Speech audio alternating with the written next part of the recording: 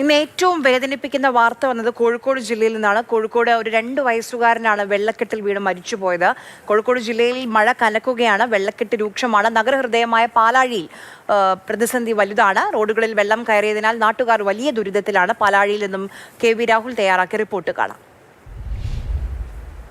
കോഴിക്കോട് ജില്ലയിലെ മുഴുവൻ പുഴകൾ, തോടുകൾ, ജലസ്രോതസ്സുകൾ എല്ലാം തന്നെ നിറഞ്ഞൊഴുകുകയാണ്. പക്ഷെ കഴിഞ്ഞ 24 മണിക്കൂറിനെ അപേക്ഷിച്ച് നോക്കിക്കഴിഞ്ഞാൽ മഴയുടെ തോതിൽ കുറവ് വന്നിട്ടുണ്ട് എന്നത് തന്നെയാണ് പൊതുസ്ഥിതി എന്ന് പറയുന്നത്. അതായത് മഴ മാറി നിൽക്കുന്നു എന്നല്ല, പെയ്യുന്ന മഴയുടെ ശക്തി, തോത് കുറഞ്ഞിട്ടുണ്ട് എന്നതാണ്.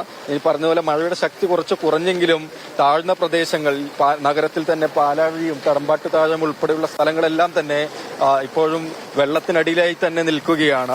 ചെറിയ വാഹനങ്ങൾക്ക് കടന്നു പോകാൻ കഴിയാത്ത അവസ്ഥയാണ്. സമീപത്തുള്ള കടകളിലേക്ക് വെള്ളം കുറച്ചൊക്കെ കയറുകയും ഉള്ള സാധനങ്ങൾ, നിലത്തൊക്കെയുള്ള സാധനങ്ങൾ വ്യാപാരികൾ പരമാവധി മുകളിലേക്കെടുത്ത് മാറ്റുകയും ചെയ്തിട്ടുണ്ട് എന്നതാണ്. എങ്ങോട്ടാ? ഇവിടെ വെള്ളം കാണാൻ വേണ്ടിട്ട് വന്നതാ.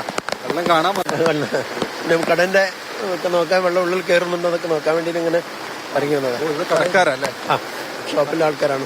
വലിയ പ്രയാസത്തിലേക്കാണ് എല്ലാം പോയതല്ലേ? പ്രയാസത്തിലാണ്. എല്ലാ വർഷത്തിലും ഉണ്ടാകുന്നതാണ്. ഈ വർഷം എന്താ കൂടുതൽ വെള്ളം കാണുന്നത്. ദേശീയപാതയുടെ നിർമ്മാണവുമായി ബന്ധപ്പെട്ട് അതിന് സമീപത്തായി വരുന്ന സ്ഥലം കൂടിയാണ്. അതിലെ നിർമ്മാണവുമായി ബന്ധപ്പെട്ടാണ് കൂടുതൽ വെള്ളം ഇവിടെ ഇങ്ങനെ കെട്ടി നിൽക്കുന്നതടക്കമുള്ള പരാതി നേരത്തെയും നാട്ടുകാർ ഉന്നയിക്കുകയൊക്കെ തന്നെ ചെയ്യാറുണ്ടായിരുന്നു. വീടൊക്കെ എവിടെയായിട്ട് വരിക? വീട്ടിലൊക്കെ വെള്ളം കയറി അപ്പുറത്തെ സൈഡിൽ. അപ്പൊ ഞങ്ങൾ വേറെ നമ്മളെ ഏട്ടന്റെ ഫ്രണ്ടിന്റെ വീട്ടിലേക്ക് മാറിക്കുക. എന്നാലും പാത്രങ്ങളും സാധനങ്ങളൊക്കെ അവിടെ കൊണ്ടുപോയി വെച്ചിരിക്കും. വലിയ ഉപകാരമൊന്നുമില്ല. ചിലപ്പോ കഴിച്ചിലായി ഇല്ലെങ്കിൽ ഒന്നായിട്ട് വെച്ചു. അത്രേ ഉള്ളൂ. പുറത്തേക്ക് ഇറങ്ങാൻ പറ്റുന്ന അവസ്ഥയാണുള്ളത്. ഫുള്ള് വെള്ളം, വരുന്ന വഴിയൊക്കെ ഫുള്ള് വെള്ളമാണുള്ളത്. ഒരു സാധനം മേടിക്കണമെങ്കിലൊക്കെ ബുദ്ധിമുട്ട് തന്നെയാണ്. പീടികളിലൊക്കെ വെള്ളം കയറി, വണ്ടികൾ പോകുമ്പോൾ ഓളം തള്ളിയിട്ട് ഫുള്ള് എല്ലാവരും അടച്ചിട്ടിരിക്കുകയാണ്. രാത്രി പെയ്ത മഴയിലാണ് ഇവിടെ നല്ലോണം വെള്ളം കൂടിയിട്ടുണ്ട്. ഒരുപാട് വീടുകളിലും വെള്ളം ഉണ്ടാവും അല്ലേ? ഒരുപാട് വീടുകളിൽ ഇവിടെ നിൽക്കുന്ന കുറെ താഴ്ന്ന പ്രദേശങ്ങളാണ്. ഇവിടേക്ക് പിന്നെ അവിടെ പുഴമ്പുറത്താണ് ഭാഗമുണ്ട്.